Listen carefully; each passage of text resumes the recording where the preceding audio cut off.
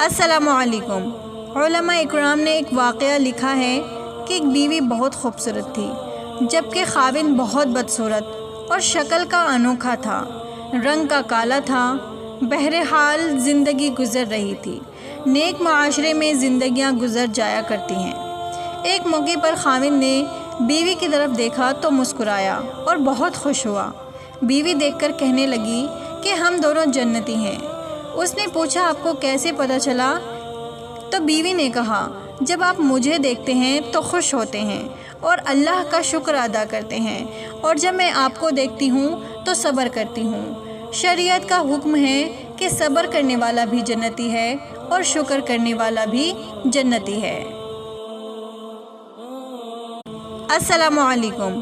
علماء اکرام نے ایک واقعہ لکھا ہے کہ ایک بیوی بہت خوبصورت تھی، جبکہ خاوند بہت بدصورت اور